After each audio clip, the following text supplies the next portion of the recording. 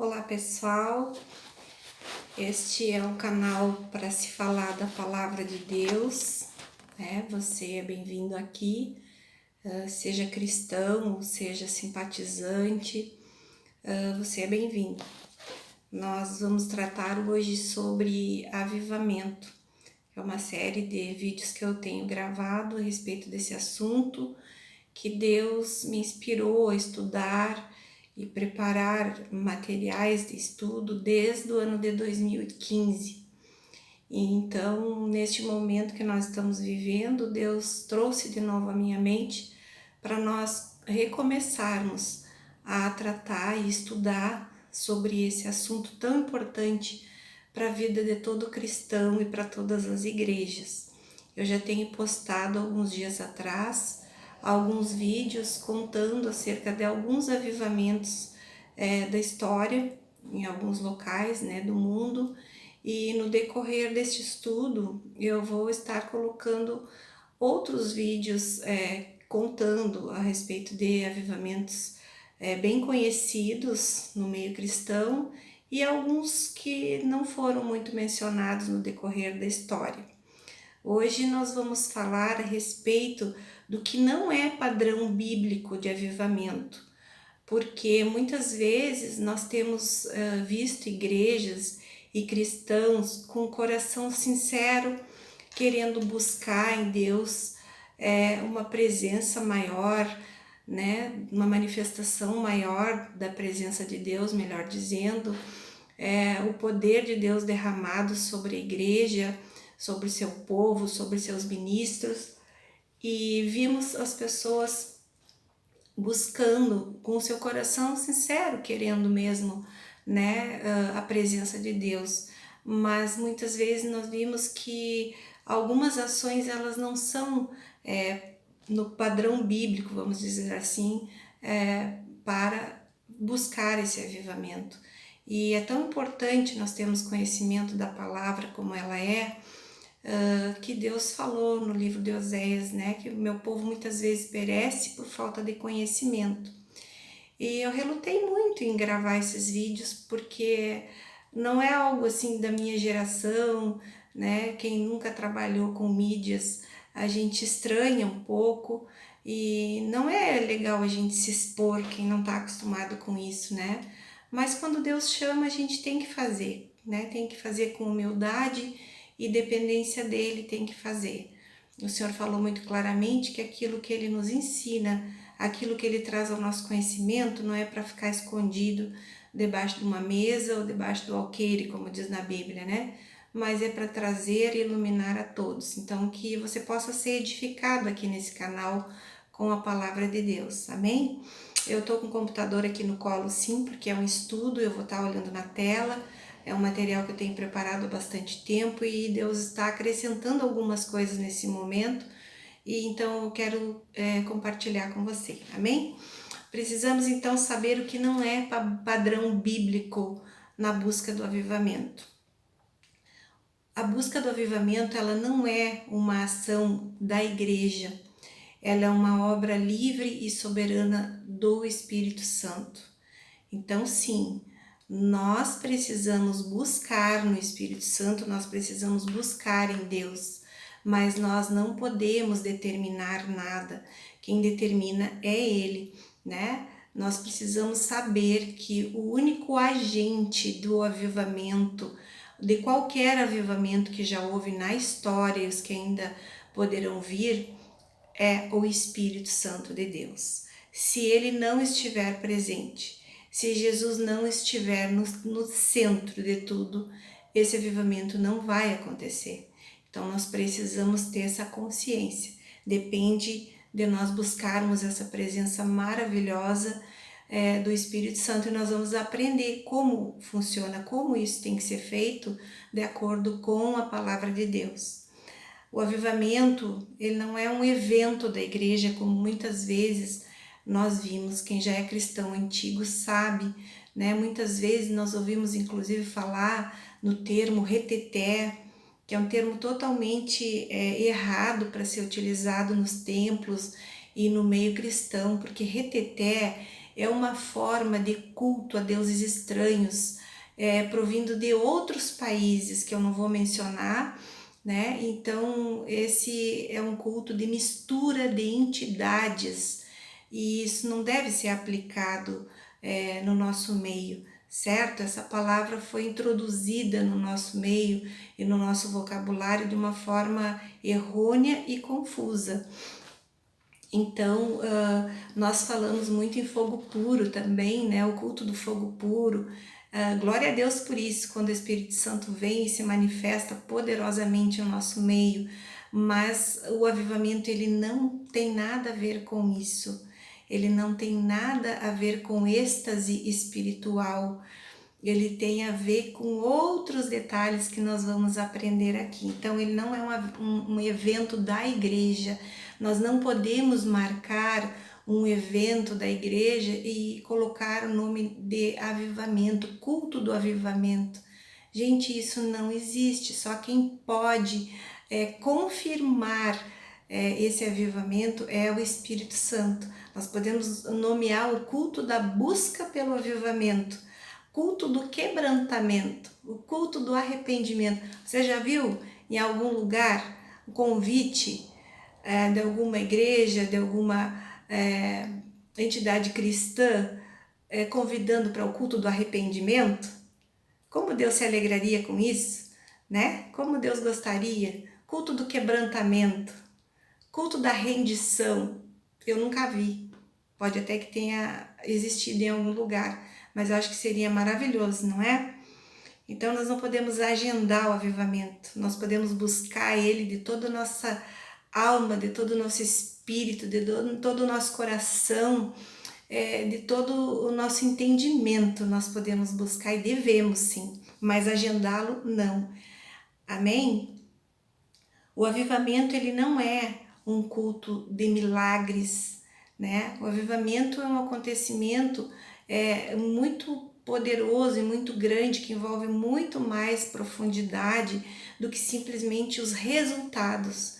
Veja bem, um avivamento, ele traz muitos resultados para a vida de uma pessoa, para uma família, para uma igreja, para uma cidade, para um país, para uma nação ou para várias nações, né? Pode ser individual e pode ser coletivo, e ele traz sim os seus resultados, mas o avivamento não é isso, um culto de milagres ou quando simplesmente há manifestações do sobrenatural de Deus. Não é isso o avivamento. O resultado ele virá com milagres, com curas, com manifestações de prodígios e maravilhas, mas não é isso que traduz o avivamento, isso é um resultado do avivamento, amém? O êxtase espiritual, como eu já falei anteriormente, ele virá como resultado, como consequência do derramamento do poder do Espírito Santo, porque nós não resistimos à presença dele. Então há aquele fogo puro, aquele êxtase espiritual, aquela alegria incontrolável.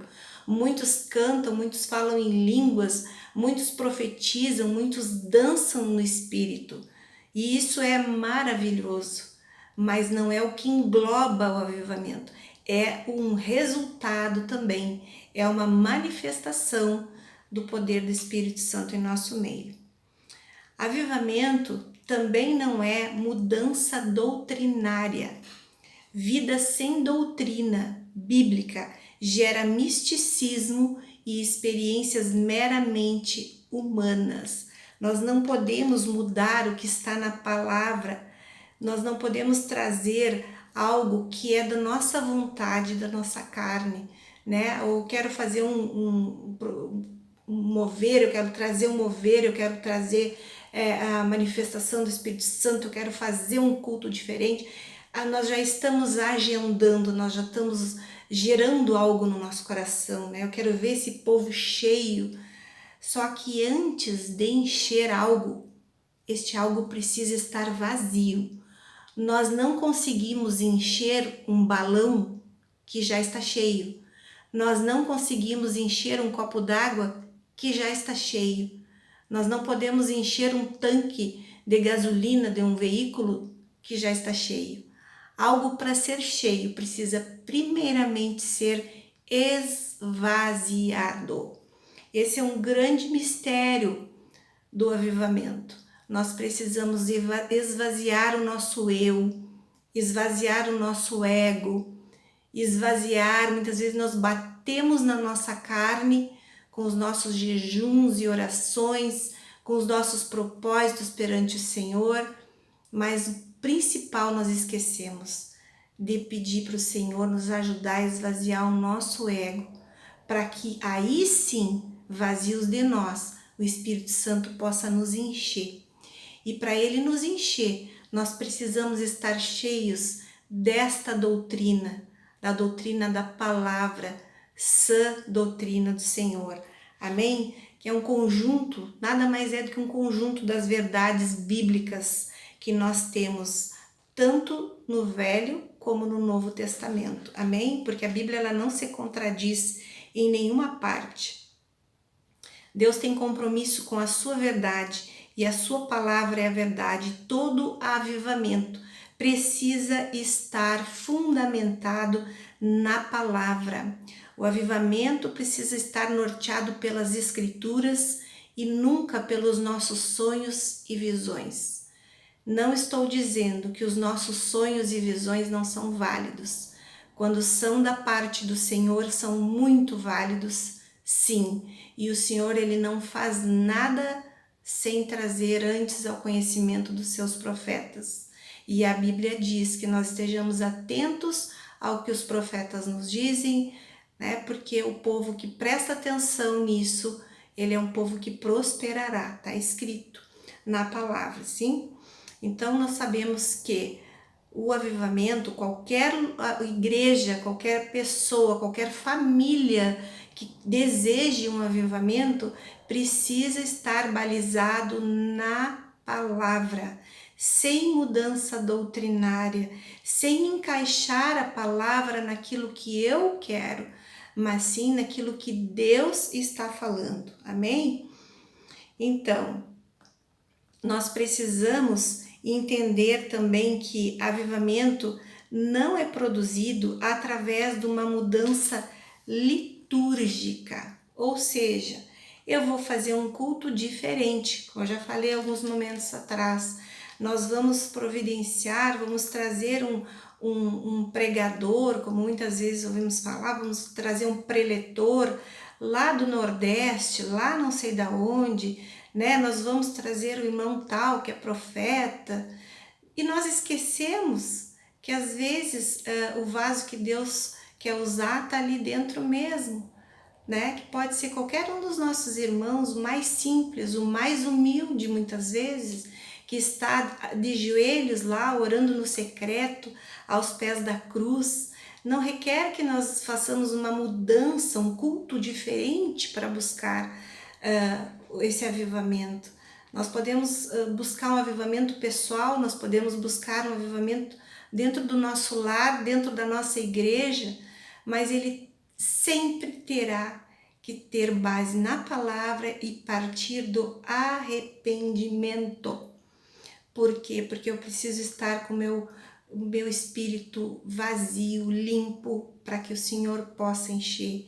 Eu preciso me livrar de todas as minhas emoções, de toda a carga emocional que eu venho trazendo dentro de mim, para que o Espírito Santo possa me encher, possa encher a minha casa, possa encher a minha igreja. Entende, gente? Por que hoje nós não vimos tantos milagres quanto víamos nos tempos bíblicos e alguns anos atrás? Porque muitas vezes o nosso ego está muito cheio e o Senhor sabe que se houver uma manifestação maior e mais poderosa dele, ali nós iremos cair. Então muitas vezes o Senhor, querendo derramar poder, ele retém pelo nosso próprio bem. Então nós podemos louvar, adorar a Deus com cânticos, salmos, hinos, danças, e isso tudo é válido. Sobretudo, quando todo o nosso ser pertence a Deus.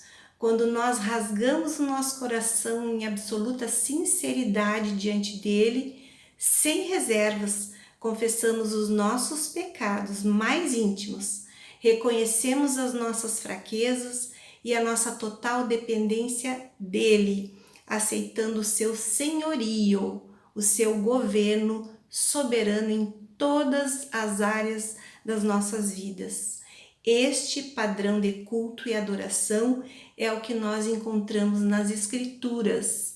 Romanos 12, versículo 1 fala sobre isso.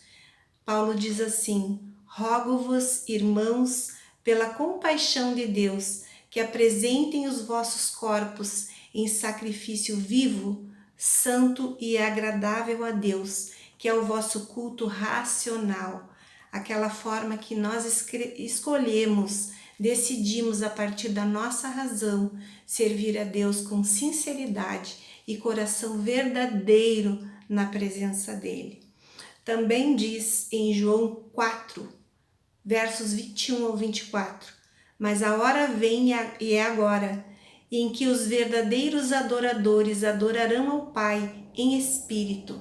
Gente, em espírito, não na nossa carne, não por competição, não por demonstração de unção, de poder ou de talentos e dons.